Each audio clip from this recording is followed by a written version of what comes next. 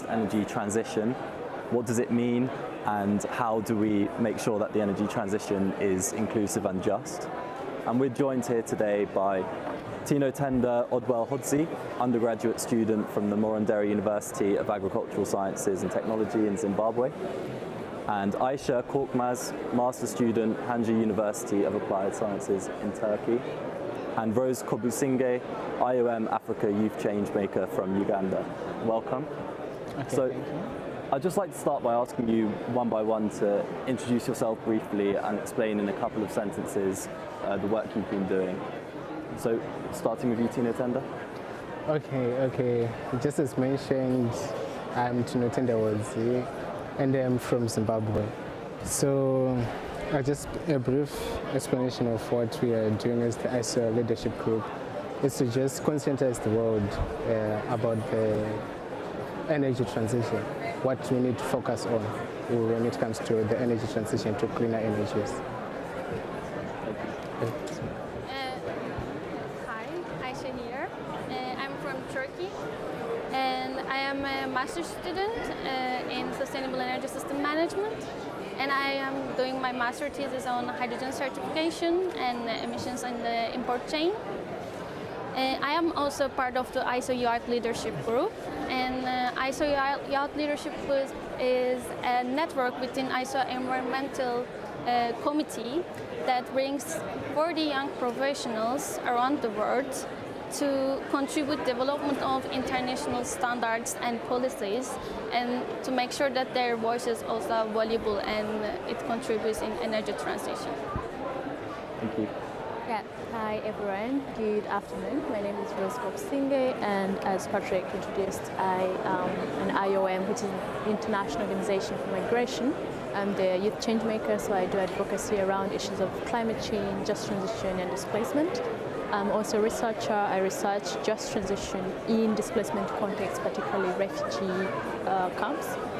And I also am part of an export working group in Uganda, that's my country, where I do provide, we have a group that provides feedback to the standards creators. So we provide input and edits and stuff like that. So that's why I'm here. Thank you. Amazing. Thank you so much. So I'd like to talk a little bit about what we mean by a just energy transition. And a definition from the IISD website is a just transition approach ensures that the affected people are considered by those making decisions. So I'd just like everybody to maybe consider and contribute what they think is meant by a just energy transition. Perhaps, Rose, if you could start us off. Well, maybe, I don't know if we have a microphone to hear from the audience, if they do have. Yes, so maybe we can start. I don't know if that's fine. Yes, I can see the microphone. So if anybody has some thoughts about what is meant by a just energy transition, I'll start with a thought that just energy transition should include people in decision making. It's not just about the impacts, but maybe it's also about the input. Why are decisions being made in the first place, and making sure that people from a range of different backgrounds can have an input on decision making. And I can say that for me, it's not even including the people. It's the transition itself should respond to the people's needs, not other people's needs responding to the most affected people's needs, but it's the other way around. So, and that involves co-designing energy transition solutions together with the community, not for the community, but with the communities themselves. So, if anybody in the audience has any thoughts about what is meant by just transition, I'd love to hear them. Yeah. Thanks for the opportunity to it really resonates with me in terms of making sure that energy transition supports everything, and that we consider the needs of those people, and also those who are impacted by these changes, climate change, otherwise making sure that we're providing people what they need, but also building the skills that we need for a just energy transition so that people Okay, that's really interesting. Thinking about the skills and making sure that people are benefiting from the energy transition from an employment point of view. That's a really good point. Thank you. Now, if anybody else has any thoughts to share, we'll pass on. Okay, well, in that case, thank you. We'll just start with Tino Tender. If you'd like to share some of your presentation, that would be great. Okay, thank you.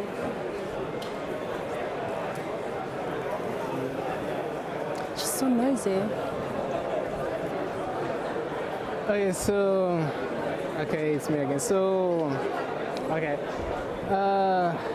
This presentation, we came about it as a group, as the youth leadership group. We embarked on a research on what the world needs to be focusing on when it comes to energy transition. So yeah, it's just a brief outline into the actual work that we contributed to as a group. So firstly, where this is all emanating from? It's emanating from this conference, which started in these conferences, which are all here for, right? So the scope 29 is more on finance, the finance scope.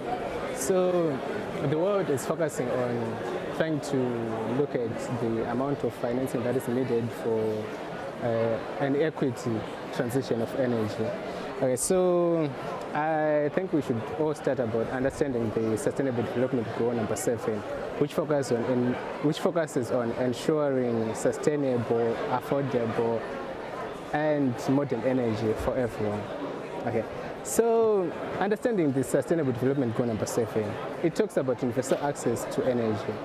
When we're talking about universal access to energy, we're talking about that everyone in the world should have access to energy. Okay. And moving on to increase renewable energy share. If you were to look at the United Nations emissions, what was published by the United Emissions Goal of the 2024, you find that it shows that when it comes to emissions, energy has got the larger part of emissions, and part of that is from transport and all that. So what we need to do is to actually increase the share of energy in the world so that we move from fossil fuels to cleaner energies. That is what is meant by increasing renewable energy share. And then when it comes to improving energy efficiency, we are talking of having technologies that do not waste energy, which are adaptive, and so that we actually have maximum use of the available energy that we have. And then we go on to enhance international cooperation, like this conference, for example, where we are all gathered here and trying to come up with ideas and initiatives that can help in this energy transition. And we also need to expand infrastructure and technology, which is very important for energy, because when it comes to energy, there's a lot of infrastructure that is involved, and as the world, we all need to come up as one and come up with initiatives that can expand our infrastructure. Okay, so moving on to the principles of energy justice. When we are talking of energy justice, we are looking at making sure that every party that is involved is considered. We need to have justice when it comes to electricity, because you find that there is other parts of the world where they have, I don't know if I can call it more than enough energy, and other parts where they are having quite minimal energy. So here we're talking of having energy justice, and tenet number 1 talks of distributive justice. Okay, so when it comes to distributive justice, we're just looking at the distribution of benefits and burdens when it comes to the energy transition, because there are countries that are polluting way much bigger than some countries. So we need to make sure that the distribution of the burdens and also the benefits of energy transition speaks to all of us, so that no country suffers and while others benefit. And then tenet number 2 talks of procedural justice. This is where we focus on who is included in decision-making processes. Okay, like my colleague here said, it's not just about, I think this is actually a point of correction, like she said, that it's not about making standards or making policies that involve people, but it's about making policies that speak to people's needs. Okay. So, and then recognition justice, this is where we are looking at the historical inequalities when it comes to energy. So there are countries like, for example, back then, like the countries which polluted more than others. So we need to look at this recognition justice to find out if there are any inequalities, and which brings me to the tenet number 4 of restorative justice, where we are addressing these inequalities to make sure that we all have an equity transition. Okay.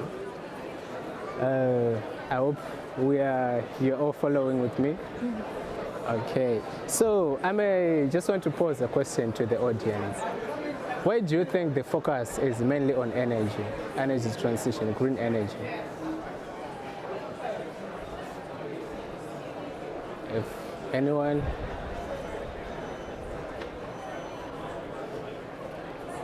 Okay, I think I hinted on this when I started, when I mentioned the United Nations emissions reports. You find that the energy sector has about 26% contributions, and then the transport sector, specifically fuel, has about 15% contribution. So if you are looking at, like the world right now is all talking about electrifying vehicles and all that. So if you are looking at electrifying vehicles without addressing this issue of electricity, of sustainable electricity, then we're just going to we will be reducing the contribution of fuel. But with the increased demand in energy, in electricity, then if we don't find solutions, sustainable solutions for electricity generation, we are not going anywhere, because we are just reducing this gap and just increasing this one. So that is why we are mainly focused on trying to find or to transit from fossil fuels and to cleaner energies of electricity generation. Okay, so one of the main focus of the group, when I mentioned that we want to conscientize the world about electricity. The world currently defines access to electricity, 100% access to electricity, as having at least 4 hours of electricity.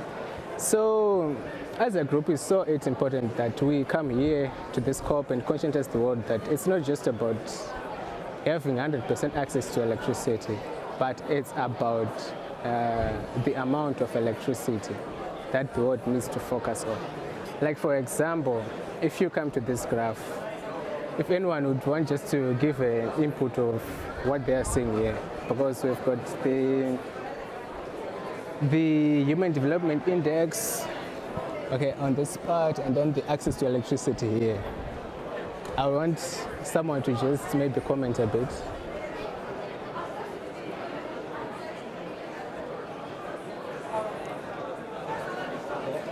I'll share a thought. For me, there's clearly a positive relationship between the two, but it's not explaining everything maybe. And I thought it was interesting that for the countries that have 100% access to electricity, there's still a big range in the development index. Okay, thank you. And also, if we look at the countries that are on this side, on the left side, they are specifically for certain geographies that are already facing other inequalities and injustices. Okay, thank you. Anyone else? Okay, how about this graph? Anyone with thoughts on this?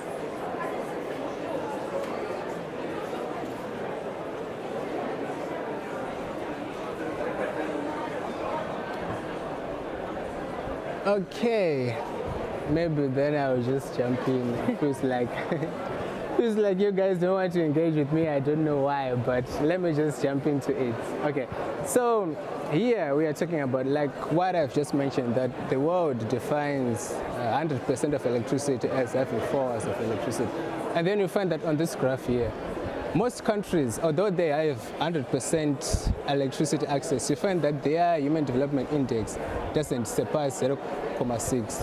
most countries. And maybe you may want to hear what the Human Development Index is. It's just the measure of development when it comes to human development, having a long, healthy life, and just a life that is okay. So what we are saying here is, looking at this graph, what we did as a group is we decided to look at it this way, that when it comes to 100% access to electricity, you find that back here most countries have a human development index that is way below 1. 1 is the maximum measure of the human development index. And this is why, I guess if we look at it here, this is why most countries have an IHDI which is lower, which is way low. It is because 4 hours of electricity, we can all agree here that it doesn't really contribute much when it comes to having a longer life, having access to technologies and all that. So both these 4 hours just for charging a phone or maybe a radio and all that. So it doesn't even address the challenges when it comes to cooking and all that. So what we came up as a group is we tried to redefine this theory, and then we changed the measure from just having 100% access to electricity to the per capita electricity generation. I think if you also look at this graph, there's the primary energy consumption per capita, which we decided that is a much more relevant measure of equity or of having 100% access to energy. So if you look at it this way, you find that at 47,000 kilowatts per hour per person, we have most countries, as just you can see there, most countries actually have, is that they are falling into with a higher human development index, which brought us to the conclusion that as the world is trying to come up with policies or initiatives or targets to meet the global energy demand in 2030, they don't need to focus on just having 100% electricity, but they need to focus on actual figures of the energy that is needed to help in developing the world, so that every country has an IHDI that is closer to 1, I think. Okay, and then this table just explains what was on these graphs. And these are the projections, the current projections that are being projected so you see here that the world is projecting that the 2030 projections and the 2050 projections, and these are what we came up with as the leadership group.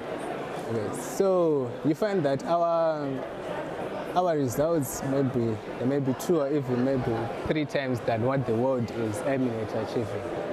So yeah, I think this is basically what we are trying to drive to the world. That you find that what you came up with as the group is that this is what the world should be focusing on to actually reach, rather than these projections that they have. Okay, and I think I'm done. Okay, thank you. Yeah, I will take it from here. Well, I'd just like to finish by asking you, Tino Tender, what do you think is most important when we are trying to achieve net zero and sustainable development? Okay, thank you for that. Firstly, like what she said, we need to address the needs of the people. Yeah, that's the most important thing. And also we need to be looking at sustainable energies. Like, obviously the world is looking into clean energies, but there are also initiatives or innovations that are coming up, like let me just put in, like, we are talking about the environment, right? So I may even put in waste management. You know, there's actually a great initiative that is happening in Zimbabwe at the Geopomona Waste Management. You see, there is a problem in the world when it comes to waste management. So these guys are trying to manage waste and use that waste to create electricity. Right. You see, so we are addressing a problem with a solution. So I think if we are to actually transition to cleaner energies, yeah, we need to go into the world and find out what needs to be addressed to the people. Then we focus on that. I think it can actually help in finding initiatives. That's brilliant. Thank you so much. Okay, thank you. Thank you. Aisha, we'd love to hear a little about your work as well. Okay, I will take it from here. And normally, well, we will talk about right now one of the tenets of energy justice, which will be the producer justice in this case.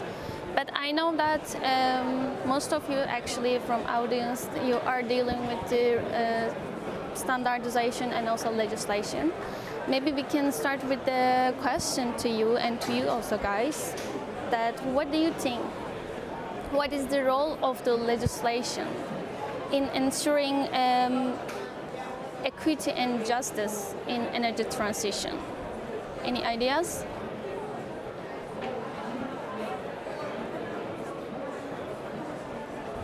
I think there's one part of it which is about rules and prescriptions saying what you can and cannot do, and then there's also incentives and encouraging the right types of behaviour or disencouraging the wrong type of behaviour as well. Yeah, thank you for the answer. We will dive into the different legislations from different countries, because what we did as a youth leadership group is that we look at the legislations from different countries that we are from to examine what are the supporting mechanism from governmental side and also public side. And I would like to start with public participation.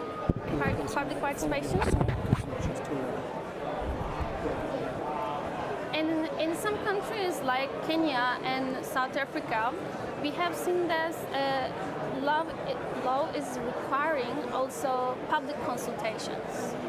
So in decision-making processes, actually government needs to have help from public consultations, which contributes involving marginalized groups, and these marginalized groups also becoming protected by the law.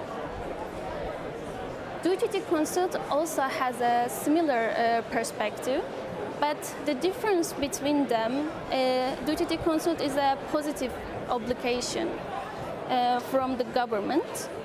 They need to consult also to public opinion, but this consultation will be the quality of the consultation. So in the end, government needs to show that they are just not listening to the public, but they are also showing the interest, and in the end of the process making decisions, they know that they also included this marginalized group in the new rules and new organizational voices. Other thing is legal recourse and right to appeal. We do see that in some countries there are constitutional protection of some groups. So this can be one of the rights. For example, it can be having a clean environment for your population in your country. And if this right is protected by the constitutionals, then it means that if your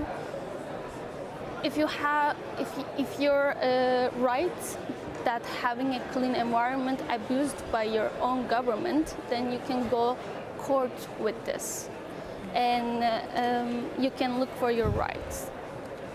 The last thing about elements of producer justice is special protection for marginalized groups. And what I mean with special protection, so while we are doing our decisions,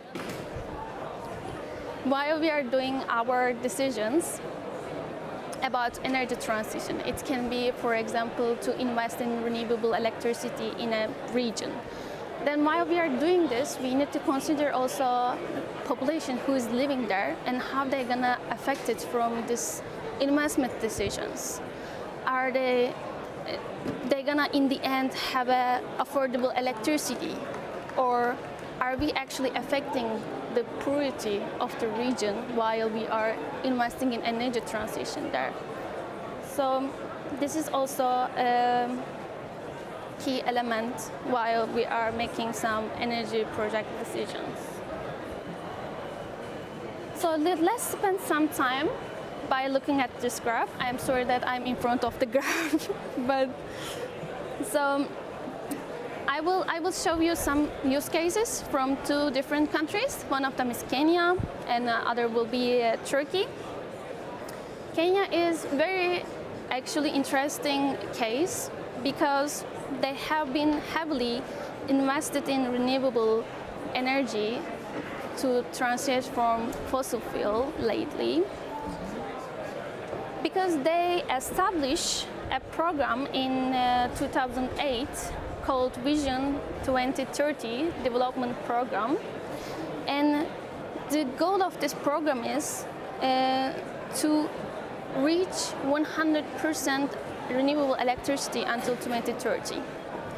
So that's why in graph we can see that until 2009 there has been done a huge investment on renewable electricity. And this consists of most likely the geothermal energy, because they are blessed with these sources, of course. But other than that, their total 40 or 50% of renewable energy production coming from geothermal actually. And when we look at this amount of geothermal electricity production, they are the top 5 countries right now in the world. They are the superpower in this geothermal production. And they are moving forward for their vision for 2030. So another case is Turkey, where I am from. And we have seen here a little bit different graph.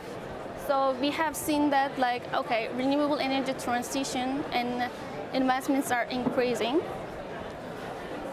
because Turkish government actually doing emphasis on and promoting electricity production from renewable energy. And we have seen that right now it has reached 50% of electricity generation in the country. But at the same time, what we can see from this graph is that while they are investing in renewable electricity, they are also actually going with coal and gas and with the amount of. And what we can see from here, while we are heavily investing in energy transition, we also need to make sure that we have enough renewable electricity for our population, for our own country. So this decision-making procedure in energy transition needs to be while you are making sure that you have enough electricity with everyone.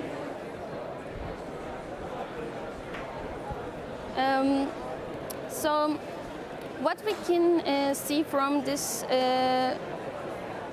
conversation is access to electricity for everyone is, first of all, our priority, and second of all, we need to have enough electricity for everyone and to support human well-being. Secondly, we need to protect vulnerable, marginalized groups while we are making some laws and some project plans. And third conclusion is that we might need to additional targeted measures to reduce barrier, so vulnerable populations can also contribute energy transition.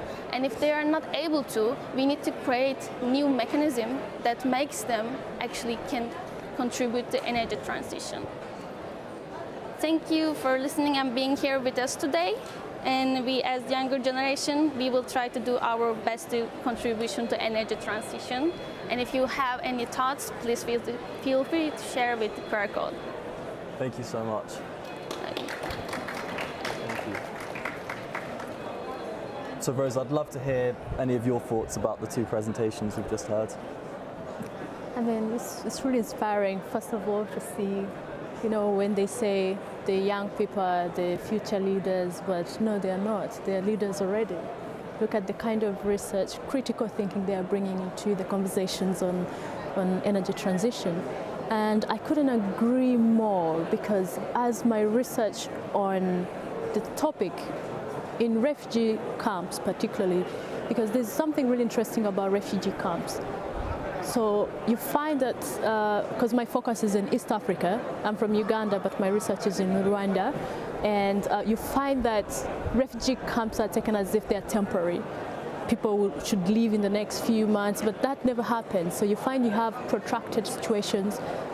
I met, during the time I was collecting my data, I met young people who were born in the camp or came in the camp when they were like 1 year, and now they're 28, 27. Like all their life is in the camp. So by the energy transition, they are usually forgotten about because they are taken to be temporary.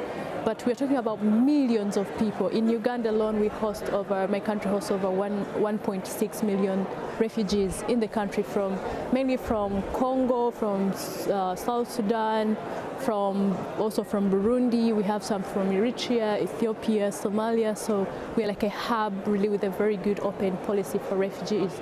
But what I learned while doing my research is exactly what you're talking about, in terms of just saying 4 hours and assuming that people have 4 hours of electricity and of energy and that's enough. It's not actually, because I was researching this solar home systems project, and we found that whereas people report that these people have access to solar, but they don't report on actually even the number of hours these people have access to, because you find the solar, the quality is bad, or they are broken, or the people don't have money to actually repair them. So you find they only have like 2 hours of electricity, and that is mainly lighting and charging. And then, which made me wonder, then you also have interventions such as, they're calling them clean cooking.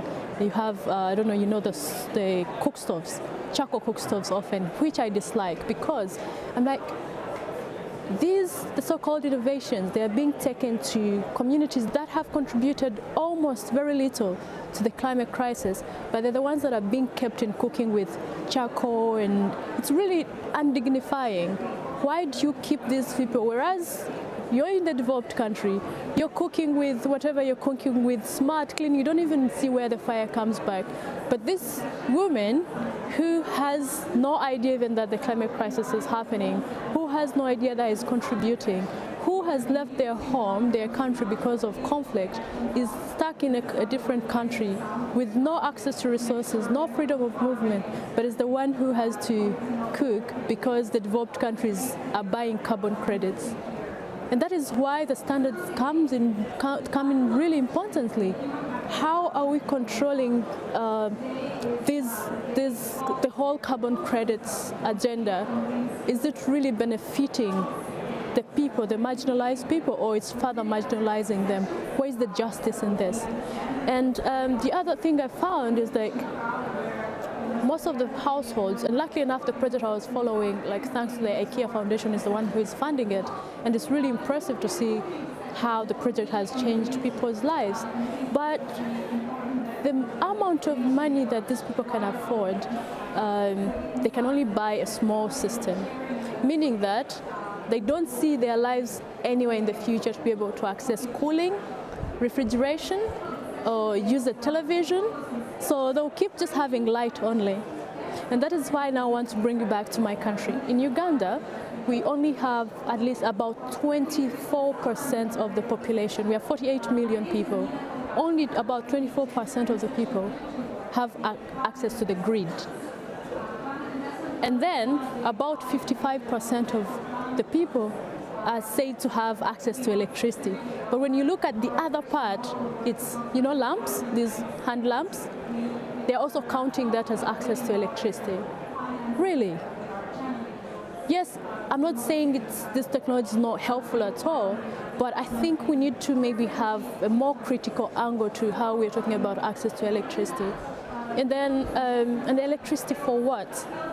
And how much does it cost? So all those questions. So I get really angry. I'm a very big fan of solar, very big fan. But what makes me angry is like, I look at the continent of Africa becoming this marketplace for other economies to grow much bigger, because you bring in the solar, they're very expensive, by the way. Let's not be fooled by seeing the graphs going down in terms of cost. But for an ordinary household, in my community, in my family, my friends, they still cannot afford these technologies. So who is paying for the energy transition? That's another question, because these communities have to pay when someone else is saying they're actually cutting emissions somewhere in Africa. It doesn't make sense at all. So, and we need to rethink and reframe the energy transition discussion, whereby it is responding to the needs of the people, rather than someone sitting somewhere and saying Africa needs to do this. Like, transition from what? From using nothing? So, like, literally what I say is, like, we need, for the African continent, for instance, we're still developing, we're still growing, we still have a long way to go, is rewriting the whole energy system, not trying to follow what the West did, but that is very tricky because it needs a lot of money. It needs a lot of advocacy. It needs a lot of it making economic sense. So we have the solar energy West problem. I feel like in the next 10 years, you see how we're advocating for end plastic pollution? We're going to be advocating for end solar waste pollution, because the transition, the current energy transition, does not think about further in the value chain, what's going to happen to the battery waste, what's going to happen to the solar panels. I think I can really talk a lot about this, but I'll stop here. Thank you. That's so interesting about, you know, not just having the quick fix solutions, but making sure that the solutions we're putting in place are fit for the future, for long-term development for these communities. Absolutely. Thank you so much. So we've just got a few minutes now for some questions if anybody in the audience has anything they'd like to ask. Questions from the streaming. Okay, thank you. How do we balance the urgency of the transition with the need to make it fair and inclusive? Great, thank you. Would anyone like to take this question? Please, may you come again? How do we balance the urgency of the transition with the need to make it fair and inclusive? Okay, so basically this is where the International Standardization Organization comes in. So what they are doing is we're just trying to make sure that the whole world maintains the same standard. It's not just this country coming up with its own standards and that one coming up with its own standards, but the ISO actually sets a standard that actually speaks to the whole world. So at least on paper, it's supposed to make everyone follow up to the standard. When it comes to practicality, I guess it now differs with the capacity of each country to meet those certain standards. But the ISO is there for that purpose, to make sure that the rest of the world has that same standard. I can also say, I think, the principle of shared but differentiated responsibility comes in there, because the biggest polluters need to do, I don't know what percentage more than what they're doing. We've seen the example of Turkey here in the presentation, that whereas we're seeing more investment in renewable energy, we're also seeing an increase in investment in fossil fuels. We see that in the UK too. We see that in many countries. So I think the shared but differentiated responsibility needs to come in. We need to see the developed economies transition as fast as they can, but also invest into the developing economies that need that development, not force them to do things that they want them to do, but as I had mentioned before, allow those economies, those people to come up with their own transition journey and own transition agenda, of course guided by the standards, justice being at the center of everything. Because I know we don't have so much time for back and forth because we are already surpassing 1.5, right? And we don't want to see how bad it's going to get because we'll probably not be able to turn the wheel back. So I think it goes back to the developed economies transitioning as fast as they can because of the responsibility they play, as well as them being able to provide resources for the developing economies to be able to transition. Thank you. That's really interesting. I think about my country, the United Kingdom, that's put in renewables, but actually we have an easier job because our electricity demand is actually falling in the UK. So it's much easier to increase the share of renewables on the system. Whereas, for example, for a country like Turkey experiencing fast population growth, economic growth, needing more energy on the system, you have to take that energy from anywhere you can. And so holding back a country from its economic development is probably not the right way to do things. Do you think, Aisha, that having that kind of approach would face problems in Turkey? Do you think maybe Turkey should have economic growth first and then energy transition, or do they have to happen at the same time now? Yeah, I will say population growth is a problem right now in Turkey, and the government is struggling maybe in this area to having electricity for everyone, but not just with renewables, not just with fossil. We are also importing energy from other countries. So what we see here that there is a huge amount of electricity consumption in Turkey, and while we are doing this energy transition, of course we need support from governmental institutions. We used to have feed-in tariff, we used to have more subsidy that we don't have anymore. I would think that increasing amount of subsidies individually and also for private industry would affect participation in energy transition, because what we need to try is to involve individuals also to energy transition. But if you don't have any promoting area for this, and if there is not any awareness, if people are just focusing on electricity consumption and consumption in general, then it is hard to achieve this while you are growing and growing populations. Thank you so much. So I have another thought that she made me remember. I think from at least many African countries, or the few African countries I've been to, I think we're still lacking in terms of decentralizing the energy system. And having energy communities, having community projects that have their own mini grids or solar farms or whatever they call them in those countries, I think will be really helpful.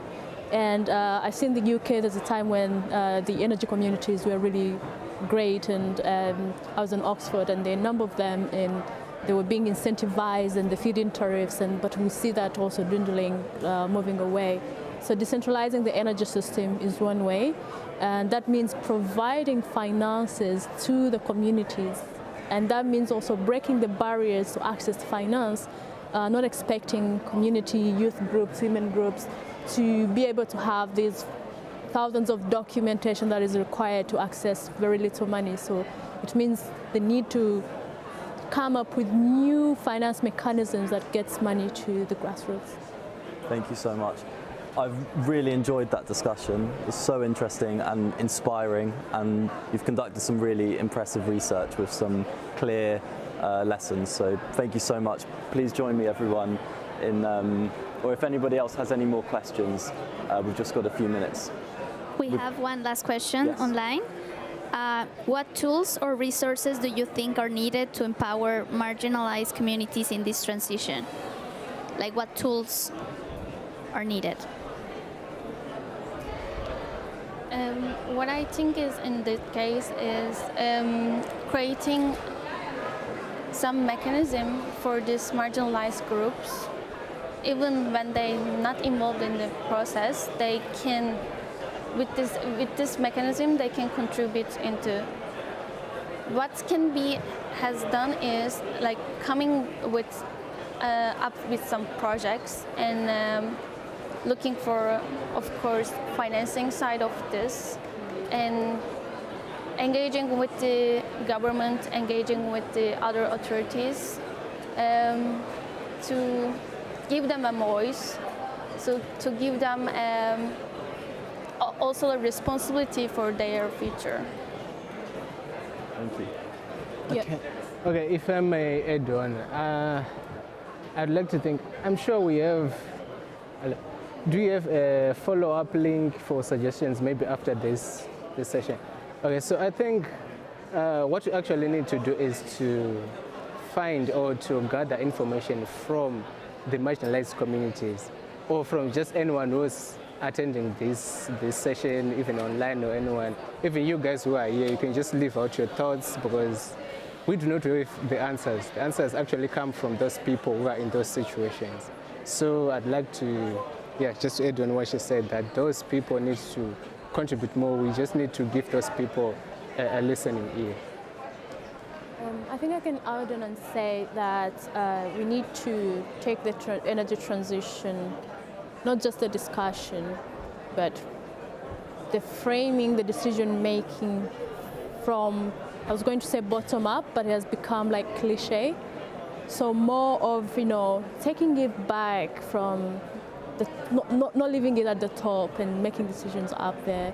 So a new way of making decisions, a new way of engaging people, and allowing the people to create their own solutions. Because sometimes you may think that, for instance, when I was in one of the camps where I did research from, so the decision makers will think, oh, these guys, they need solar PV, the solar home systems. But the people actually said, no, we don't need the solar home systems because they're not strong enough to provide us with all the energy needs that we need. So instead, how about we do a mini grid where we can light up the camp and do some businesses. So if they had not been consulted, they wouldn't have provided this kind of, thoughts that is based on their needs. So that, but this also I can say is like more support for innovations, like locally laid energy transition innovations, and taking it back to the young people, the students, the universities and businesses, entrepreneurs, taking it back there. And I think we'll come up with really good, locally sensitive plus locally appropriate technologies and innovations to support the energy transition. Thank you so much. I think that brings us in a nice circle from where we started about just energy transition, really including everybody along the journey in terms of the outcome and the processes as well. So thank you so much. Thank you everybody in the audience. Please join me in saying thank you to our panelists.